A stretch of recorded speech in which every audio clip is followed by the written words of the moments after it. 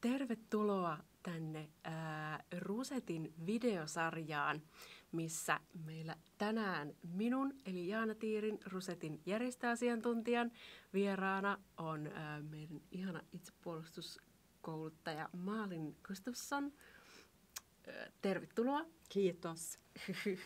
Me ollaan Malinin kanssa vedetty Rusetille nyt Rusetin ensimmäinen vammaisten naisten itsepuolustuskurssi, mikä oli meille tosi hieno kokemus.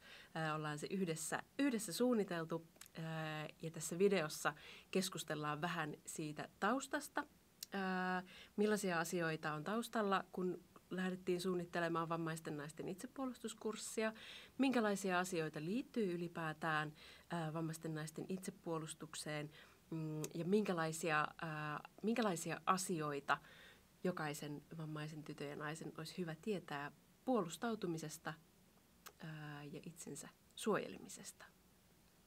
Mutta kun me lähdettiin suunnittelemaan tätä kurssia, niin sä esittelit mulle tällaisen feministisen itsepuolustuksen ja feministiset itsepuolustuskurssit. Niin millaisia ne on? No, mä voin sanoa, mulla on oma sellainen tausta, että mä oon ollut taistelukentällä, tai jos sanotaan tämä martial arts. Ja mä oon aina kaivannut itse, että se olisi kiinnostavaa, että se olisi lähempänä mun oma elämää. Ja sitten mä löysin tätä, kun mä olin vaihdossa Ruotsissa 100 vuotta sitten. Ja sitten mä oon oppinut, että feministinen itsepuolustus on jollain tavalla koostu tietoa naisista.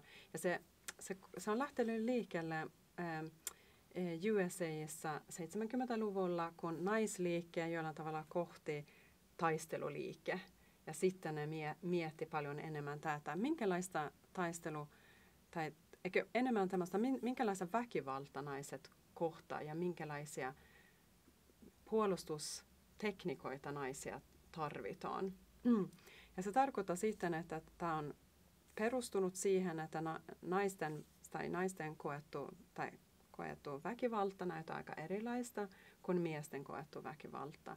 Esimerkiksi naisten kohdistuva väkivalta on usein seksuaalista ja se, että se on usein ehkä joku, joka me tunne, ehkä voi olla tosi lähellä ihminen, se voi olla äksä. Et se on niin erilaista. Nämä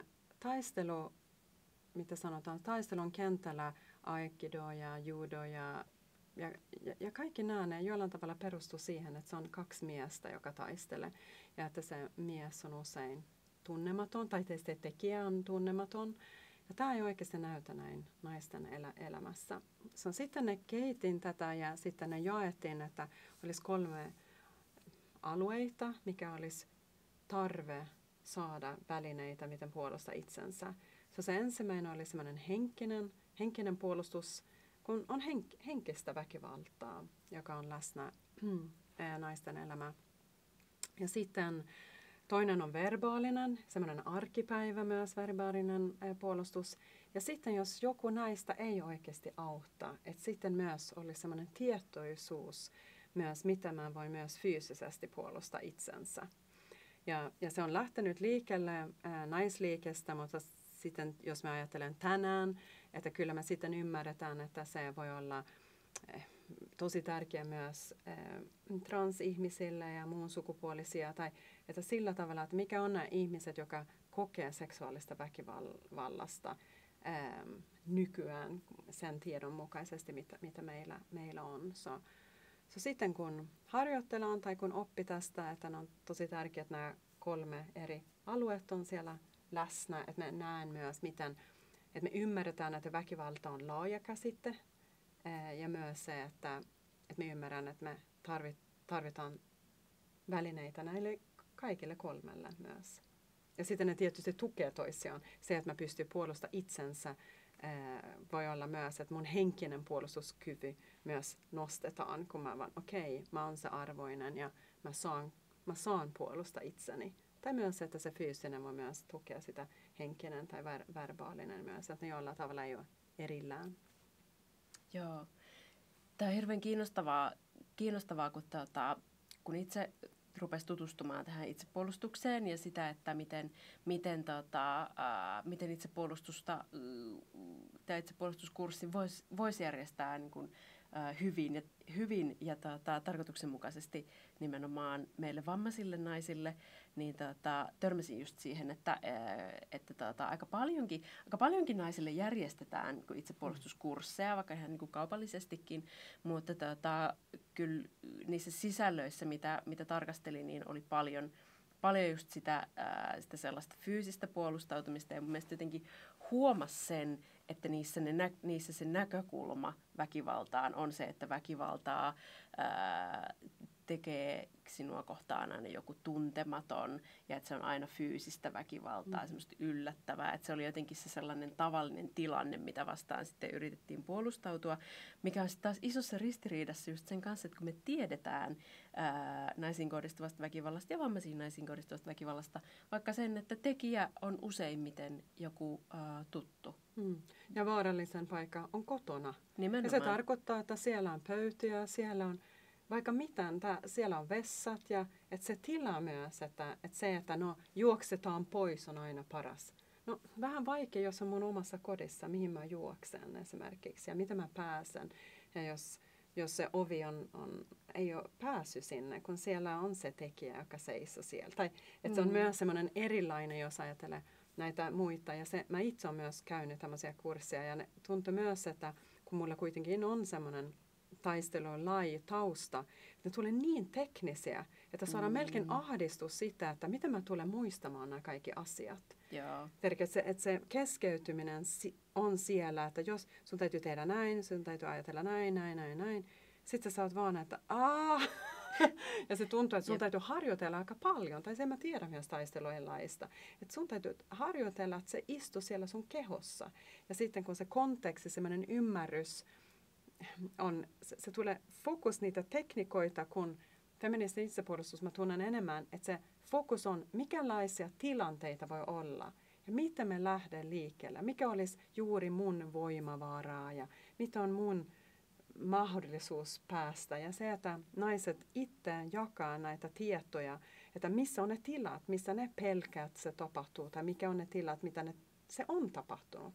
Ja että me lähtee liikkeelle sieltä ja mietitään yhdessä juuri jokaisten naisten oma voimavaarat. Ja tietysti se sitten, kun tulee vammaisten naisen, tulee vielä yksi sellainen kerros, että täällä on mahdollisuuksia ja esteitä. Ja miten mä fokusoi siihen mahdollisuuksiin, kun että mä näen vaan näitä esteitä. Kyllä.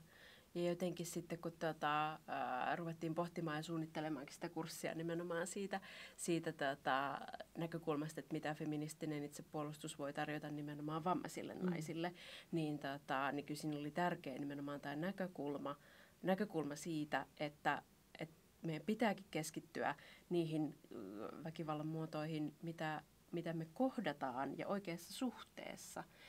Just se, että me tarvitaan kykyä puolustautua niissä arkipäiväisissä tilanteissa, jossa meidän itsemääräämisoikeutta rikotaan tai meidän koskemattomuutta rikotaan tai kohdataan vaikka taloudellista väkivaltaa tai pakottavaa kontrollia tai muuta, niin siinä tarvitaankin paljon erilaista osaamista kuin sitä, että osaako lyödä nyrkillä. Vaikka sitäkin tarvitaan toisaalta. Musta tuntuu, että aika monesti vammaisena ihmisenä ja vammaisena naisena vielä niin voi helposti sisäistää itsekin sellaisen ajatuksen siitä, että koska olen vammainen, koska olen usein fyysisesti heikommassa asemassa vammattomiin nähden, niin voi tulla sellainen ajatus, että okei, olen puolustuskyvytön. Ja se on tosi vaarallinen ajatus, ja se on toisaalta myös sellainen ajatus, joka ei ole totta, vaan että jokainen pystyy puolustamaan itseään jollakin tavalla ja just eri tilanteissa. Niin se oli tärkeä lähtökohta jotenkin itselle, kun lähdettiin tätä kurssia suunnittelemaan. Joo, ja mä näen myös, jos ajattelee sitä intersektionaalisuus myös, että kun mä oon vetänyt uskomaton paljon kurssia naisille, joka ei ollut vammaisuus, ja sitten myös siellä on naisia, jotka tunnee, että ne on kyvytöntä puolustaa itsensä eri syystä. Juuri se, että miten naisyys ja mikälaisia tarinoita kerrotaan naisista myös, että jos me osataan tai tai että me on pienempiä, meillä ei ole sitä voimaa. Että sitten mä näen se, että sitten jos sulla on se vammaisuus siellä päälle tähän, että se tulee vielä semmoista mahdotonta tarinoiden sisällä. Ja se tuntuu myös, että feministinen itsepuolustus on myös, että rakentaa uusia tarinoita. Että me on puolustuskykyä, mutta me myös, että tämä on itsepuolustus. Tämä ei ole käytä väkivaltaa. Ja me ei halua myös, että verbaalinen puolustus oli se, että sä sanot jotain pahaa mulle ja mä sanon jotain pahaa takaisin. Että myös, että mitä se menee myös feministinen arvomaailman mukaisesti. Että me jollain tavalla rakentaa jotain, mitä mä tunnen, että mä pystyn käyttämään, kun mä en halua mennä niin matala, mitä sanotaan, tasolla, missä puhutaan ja semmoista. Että se mä näen myös tosi tärkeää tästä myös, että se puolustaminen on semmoinen, että mä tunnen, että mä voin seisoa sen takana myös. Se on semmoinen tapa puolustaa itsensä, tai myös mun sisarukset tai mun siskot, tai mitä se sitten on. Että ei ole vaan itsepuolustus, että se voi myös olla semmoinen, että mä puolustan muita ihmisiä samassa tilassa myös. Kyllä. Toi oli mulle tärkeä havainto. Ja sitten toisaalta myös siinä feministisen itsepuolustuksen kontekstissa myös se, että se itsepuolustus ei ole sellainen niin kuin sarja toimia, joissa sä voit epäonnistua tai onnistua. Just se, että kun kuitenkin isoin päämäärä on se, että saisi rakennettua itselleen sellaista vahvuutta ja toisaalta toimintamalleja, minkä kautta ehkäisee sitä jäätymistä erilaisissa tilanteissa, joissa sun ylikävellään tai jossa kohtaat väkivaltaa tai vähättelyä tai seksuaalista häirintää tai muuta, niin hirveän useinhan niissä jäätyy. Ja sitten toisaalta voi tulla myös se häpeä siitä, että miksi en osannut sanoa vastaan ja miksi en osannut sanoa tätä ja tehdä noin ja näin. Niin toisaalta mulle myös tärkeä huomio tässä feministisessä itsepuolustuksessa oli se niin puolustuksen prosessinomaisuus. Se, että jos sä et siinä tilanteessa ole osannut sanoa oikeita sanoja tai osannut oikeita tekniikoita fyysisesti, niin se ei tarkoita sitä, että se puolustautuminen olisi epäonnistunut, vaan se, että sitten se puolustautuminen jatkuu myöhemmin.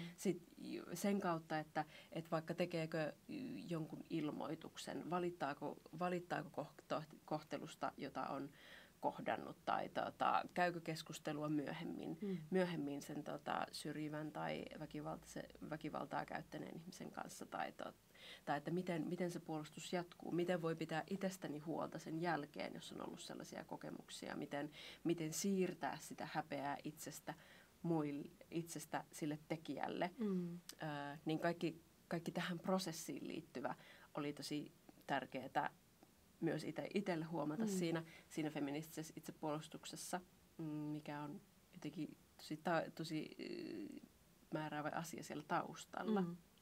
Joo, ja mä voin sanoa, jos voi puhua onnistuminen, puolustaminen on se, että se häpeä ja syyllisyys ei jää minulle. Että sitten mä oon onnistunut. Mutta sitten, miten se meni, että se on semmoinen, mitä sanotaan, toinen asia. Mutta se, että me ei kanta sitä, se, että me on kokenut, jos se sitten on henkistä, verbaalista tai fyysistä, että meillä oli jollain tavalla osasyy siihen. Se on se, juuri se, mitä sanon. Me haluamme päästä pois siitä, ja se on se puolustaminen. Ja jos me puhutaan esimerkiksi se henkinen puolustaminen, se vaan, että olen puolustaminen arvoinen. Että semmoinen aika simppeli, mikä voi olla tosi haastava. Erityisesti riippuen se, että mitä se konteksti on ja kuka on siellä mun kanssa. Kuka on se, joka menee mun rajojen yli. Että onko se sitten avustaja, onko se kumppani, onko se mun paras ystävä, onko se äiti, onko se naapuri. Tai kaikki nämä, että mulla on oikeus, että ihmiset kunnioittaa minut ja kohdellaan minut. Se on, mä sanon myös, se on jollain tavalla semmoinen pääasia tästä myös, että jos sitä ei ole väliä, miten paljon hyviä tempoja osaan verbaalisesti tai fyysisesti, jos se arvostaminen ei. Ja siksi se on niin tärkeää tätä henkinen puolustaminen myös. Että mä näen se myös semmoinen tosi tärkeä vastarinta, tämmöinen misogyyninen maailmaa, joka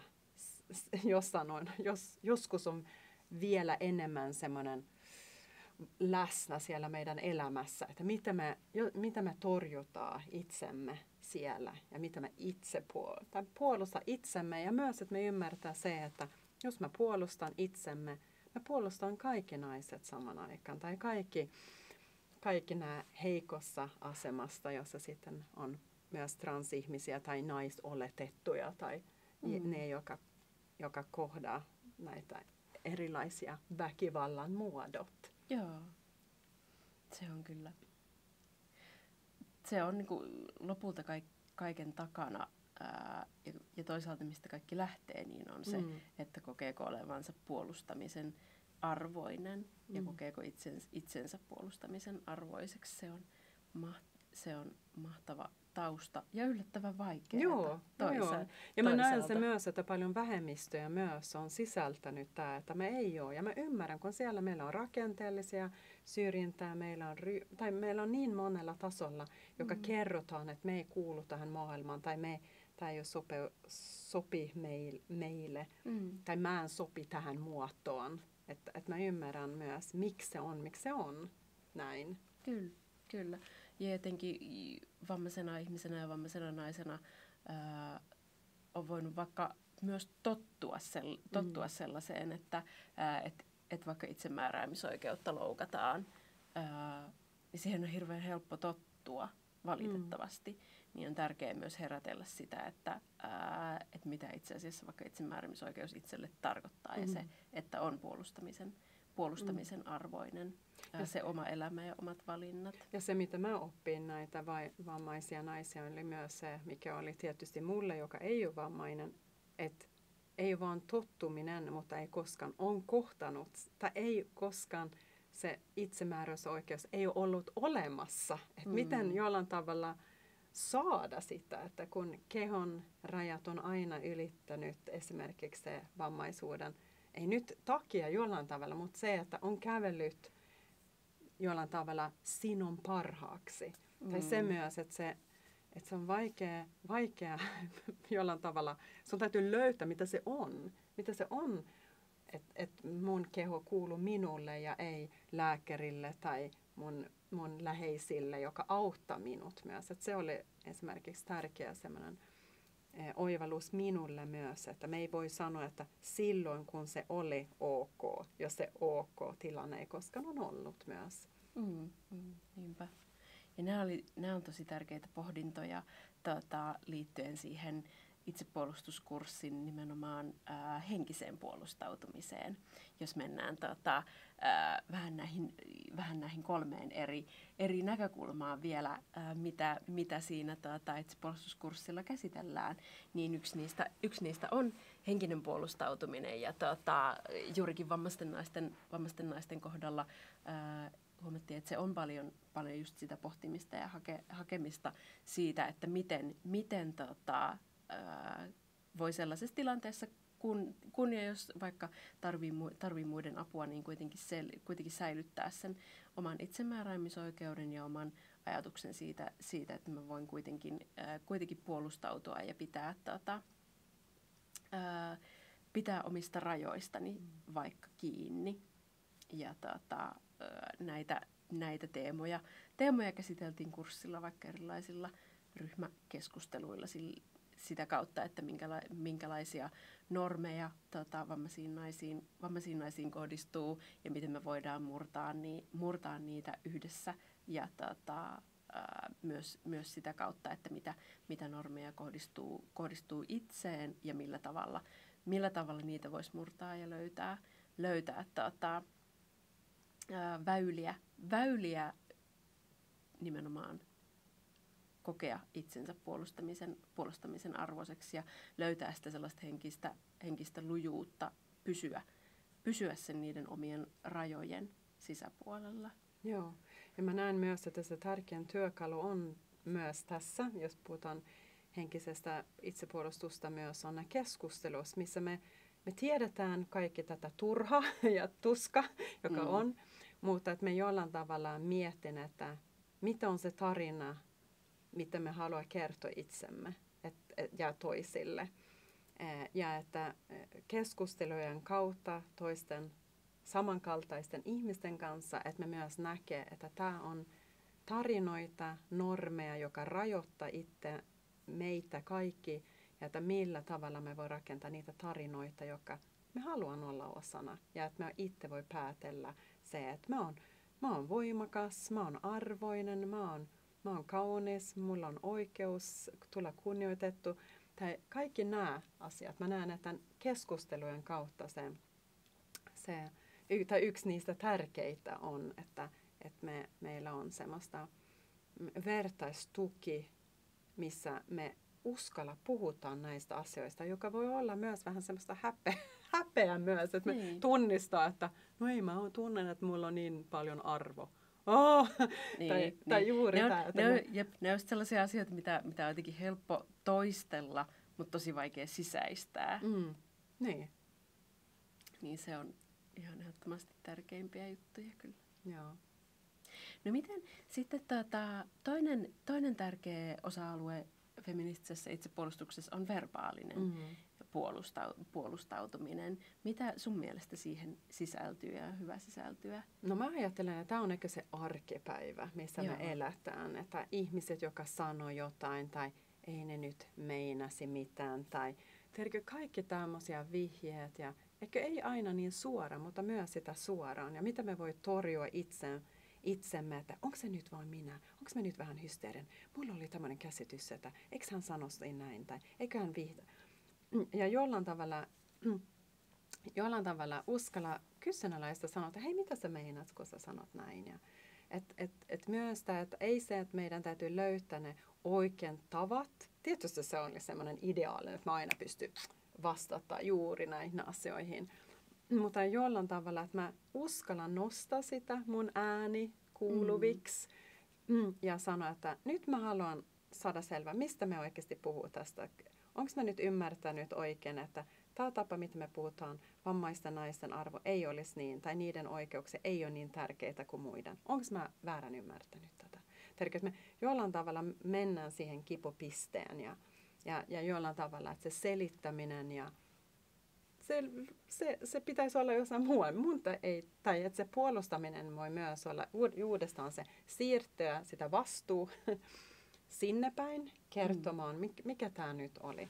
Mutta myös erilaisia semmoisia tilanteita, missä me tunnen, että meitä kohdellaan huonosti.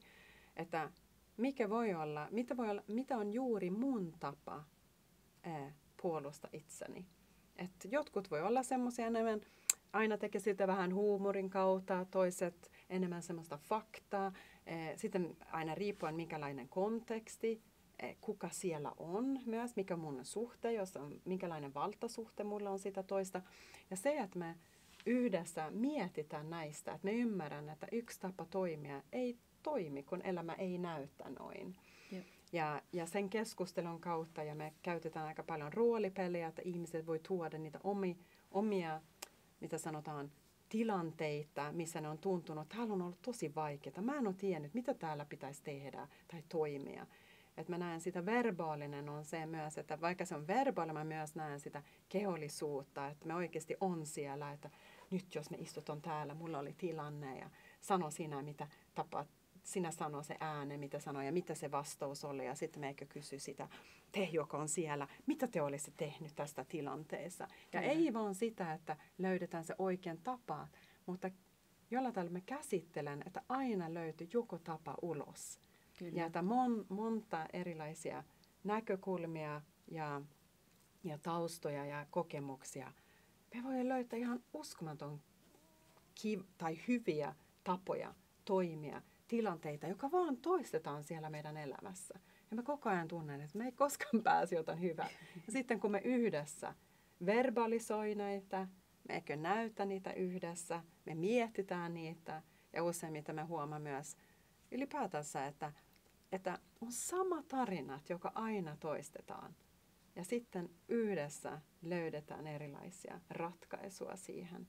Ja uudestaan se, ei ole se, että mä ehkä aina pysty sanoa se oikein, mutta se, että se syyllisyys, se häpeä, se kaikki nämä huonot asiat ei jää minussa. Kyllä. Että se on se tärkein. sitten siellä tilanteessa. Kyllä. Ja jotenkin kun miettii sitä erityisesti niin kuin vammaisten naisten kontekstissa, niin toisaalta meihin ja ylipäätään vammaisiin ihmisiin liitetään tosi usein semmoinen stereotypia jotenkin siitä, että meidän pitäisi olla sellaisia niin kuin, aina kilttejä ja iloisia ja sovinnollisia ja sellaisia, että jos kun tarvitaan niin kuin muiden apua, niin siitä pitää olla aina kiitollinen ja pitää olla aina kiitollinen siitä mistä saa ja muuta, vaikka se rajaisi sen määräämisoikeutta ja muuta, niin ei todellakaan pidä. Mutta koska tämä maailma on rakennettu sillä tavalla, niin monesti semmoisissa tilanteissa jäätyy ja sitten toisaalta ei ole itselläkään sellaisia niin kuin työkaluja tai ylipäätään malleja, että miten sanoa vastaan, miten voin eri tilanteissa sanoa vastaan, miten voin vaikka niin kuin neuvotella siitä, että en pitänyt siitä, että koskit minua noin, voisitko koskea eri tavalla tai että minulle ei saa puhua noin tai muuta. Ja niin käydä niitä tilanteita ja saada myös erilaisia malleja siitä, että miten voi verbaalisesti puolustautua, että madallettaisiin sitä kynnystä, pitää omia puoliaan ja toisaalta olla jäätymättä niissä tilanteissa, kun pitää verbaalisesti puolustautua. Koska niin kuin sanoit niin ne on niitä niin kuin arjen tilanteita, mitä ehkä sitten kaikkein eniten tulee vastaan oikeasti, missä pitää puolustautua ja tarvii niitä puolustamisen tapoja. Niin sillä tapaa se verbaalinen puolustautuminen on tosi tärkeä osa sitä kurssia. Joo, ja myös ehkä feministinen tieto myös antaa työkaluja ymmärtää myös, että se voi olla rakenteellisia asioita, joka kohdistuu. Ja sitten se voi olla minä ryhmänä, että mä kuulun vammaisten naisten ja juuri me. Ja sitten voi olla minä yksilönä myös. Ja nähdä myös, että se puolustaminen pitäisi tehdä eri tasolla, kun joskus tuntuu, että miten tämä nyt suhtautuu. Ja feministinen tieto myös voi antaa myös, että väkivalta voi olla taloudellisesta ja se voi olla henkistä ja se voi olla, tai mitä sanon, hoidon kautta, tai niin paljon. Ja sitten kun me nähdään parempi näitä rakenteita, että tämä voi, sitten me jollain tavalla pysty suhtautumaan. Että me vaan, nyt mä tunnistan, tämä on uudestaan tämmöistä rakenteellista. Tai tämä on ryhmän tasolla, tämä on se, mitä kerrotaan näin vammaisesta naisista. Että me pystyy jollain tavalla myös asettaa, että miten mä puolustan tässä, että mikä on se, mikä tulee. Muuten se vaan tulee jokaisesta paikasta. Se on tosi vaikea suhtautua siihen ennen kuin sulla on se on vähän järjestetty. Ja ylipäätään löytää sanoja niille tilanteille. Niin. Sekä tavallaan siitä, että pystyy nimeämään se, että mitä tapahtuu. Että yhtäkkiä hetkinen, tässähän minun itsemääräämisoikeuttani vaikka rajataan tai minun kosketaan minun haluamatta, niin saattaa pystyä niin kuin sanallistamaan sen tilanteen. Ja sitten onkin ehkä helpompi puolustautua versus siihen tilanteeseen ennen kuin ei ole pystynyt edes sanallistamaan niitä. Ja juuri se myös, että me uskallaan sanallistaa sitä. Että hei, sä kosket mun perse. Vaikka mä en halua sitä. Tai oikeasti, tiedätkö, että mä en pelkä sitä, kun se ei ole minä, joka teki sitä. Et nyt mä laitan se tänne, se toinen ihminen täytyy suhtautua siihen. Sä koskit ilman lupaa. Nimenomaan, että pystyy puolustautumaan, sanallistamaan sen jäätymisen sijasta, niin sitä harjoitella. No mutta verbaalisen puolustuksen ja henkisen puolustautumisen lisäksi tietenkin totta kai meidän kurssilla on myös fyysistä puolustautumista. Mitä näkökulmia feministisessä itsepuolustuksessa on siihen? No me toivotaan, että ei koskaan joutuu tämmöinen tilanne, mutta me kuitenkin harjoittele sitä, kun me näen myös se, että sä tiedät, että sä osaat puolustaa itsensä fyysisesti, on todella tärkeä semmoinen henkinen puolustus. Ja että sä oot lamauttunut ja ostanut tätä tarinaa, että naisia tai vammaisia naisia ei pysty. Ja sitten meidän lähtökohta siellä on, että se ei olisi niin teknistä, mutta enemmän tämä, että mikä voisi olla niitä tilanteita, ja lähteä liikkeelle sieltä ja myös, että mikä on juuri sun, miten sanotaan, voimavarat sun kehossa ja mikä oli semmoisia mahdollisia teitä sieltä ulos. Ja jos verrataan näitä taistelulait, joka on, siellä tietysti on hyviä asioita siellä, että mistä saadaan voimaa, jos haluaa esimerkiksi lyödä. Ja mikä on hyvä muistaa esimerkiksi, että avoin kädet pitäisi olla, että ei laitannetaan, että se voi provosoida myös ihmisiä. Tai että jollain tavalla semmoisia perusasioita myös. Saman aikaan kun mulla se on tosi tärkeää, että naiset tiedä, mitä se on lyödä näin, kun eikä ei koskaan elämässä on tehnyt sitä. Ja mä näen, että se fyysinen puolustusta on myös semmoinen, että oikeasti tunne, miten paljon voimaa mulla on. Kun sitten oikeasti, kun meillä on tämmöisiä tyynejä, mihin voi lyödä, että mä tunnen se, että jos mä oon se, joka pidä sitä tyynyä, että mä tunnen se voima, mikä tämä pieni tyyppi, joka on siellä, että kyllä siellä löytyy vaikka mitään. Että semmoista myös kokemus siellä yhdessä, mä näen todella, todella tärkeä. Ja myös, että mihin kannattaa osua esimerkiksi, jos haluaa lyödä. Ja myös semmoisia simpeleitä asioita, että me ei rikotaan meidän oma kehot myös, että me opitaan yhdessä myös, että mitä pidä kädet kiinni ja semmoisia klassisia, mitä kerrotaan, ei ne oikeasti pätee. Tai siellä löytyy kaikenlaista, että me jollain tavalla annetaan uudestaan vähän järjestelmällisesti ja vähän mikä se tilanne on, missä sä oot, jos on pyörätuolista, sä oot aina vähän, mitä sanotaan, alaspäin, no minkälaisia mahdollisuuksia, mitä se toinen ottaa kiinni, mitä se sun apuvälineet myös. Se, mitä me puhutaan, miten apuväline ei ole vain apuväline arkipäivässä, mutta myös apuväline siellä itsepuolustustilanteissa. Ja mietitään, no mikä on sun apuväline, miten tätä voi käyttää. Ja sitten, että me jollain tavalla, meillä ei ole niitä, mitä sanotaan, meillä ei ole, että tämä on se tapa, mutta yhdessä siellä. Ja sitten, kun on muita ihmisiä, joka on sama apuväline tai eri näkökulmia, sitten me siellä opitaan yhdessä. Ja se on myös, vaikka ei olisi vammaista naista, se me tehdään myös nämä muut naisten kanssa myös. Että jotkut on vaan, että mun käsi on aina ollut heikko. Tai, no sitten ei käytetään sitä. Sitten mietitään, että mitä me täällä, että se jollain tavalla sun oma voimavara, että sä tunnet, että sitä voi kanalisoida juuri sitä tilanteessa. Ja tietysti se tilanne on se, että ei, taistelulaji on se, että ylläpitä sitä taistelua vähän. Mutta täällä on tietysti, että mitä mä päästän pois, että mitä mä fyysisesti voi tehdä, että mä päästän pois tilanteessa. Kyllä.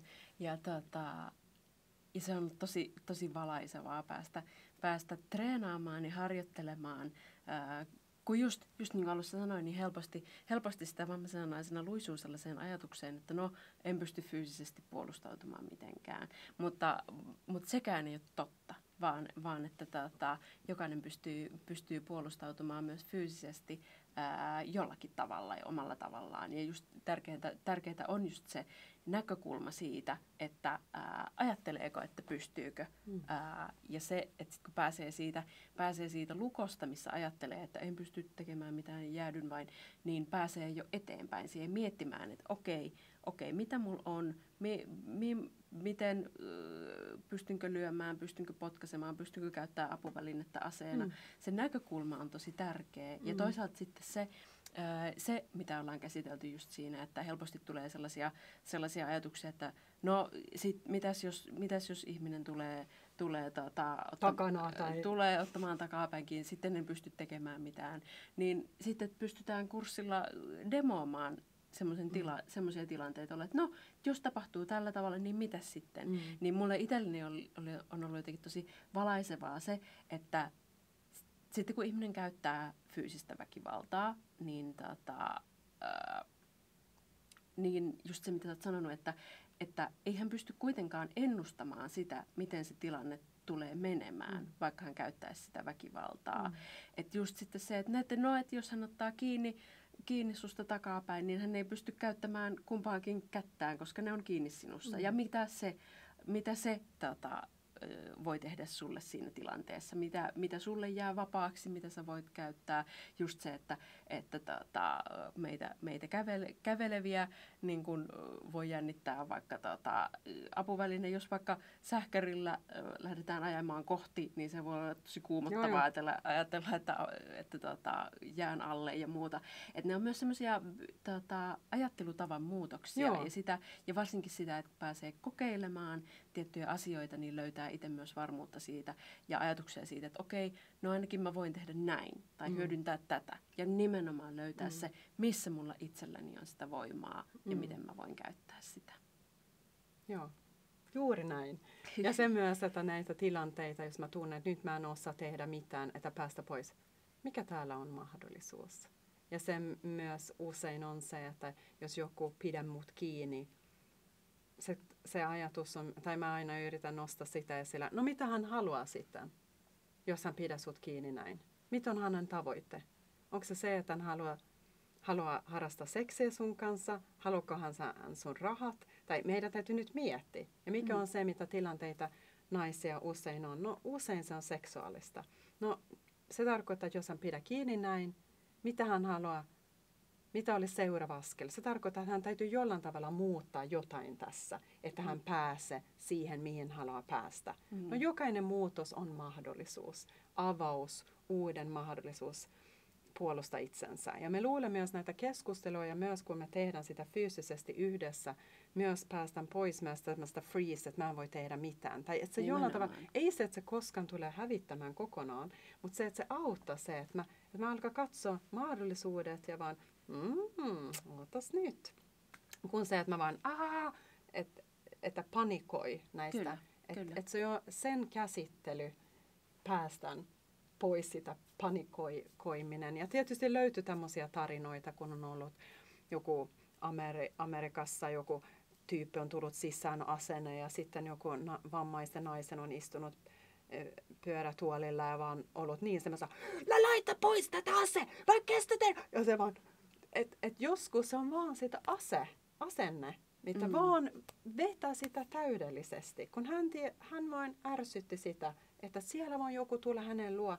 Ja sitten se tyyppi se vaan lähtee, että hän ei pysty käsitellä se koko tilanne. Ja ne on aika, että vaikka tämä nyt on ekstreemi, mutta jollain tavalla näyttää se, että se on paljon isompi kuin vaan sitä fyysisistä itsepuolustusta. Mutta se on hyvä, että me tiedetään myös. Kyllä. Vähän miten meidän täytyy suhtautua siihen, jos me joutuu semmoisen tilanteen.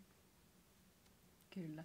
Ja se on minusta jotenkin hirveän hienoa, miten sitten kurssin jälkeen, kun ollaan käsitelty nimenomaan sitä henkistä puolustautumista ja verbaalista ja fyysistä puolustautumista, niin se, että miten ne nivoutuu yhteen just sellaiseksi ymmärrykseksi ja toisaalta osaamiseksi siitä, että olen puolustamisen arvoinen ja osaan puolustaa itseäni. Että miten se voi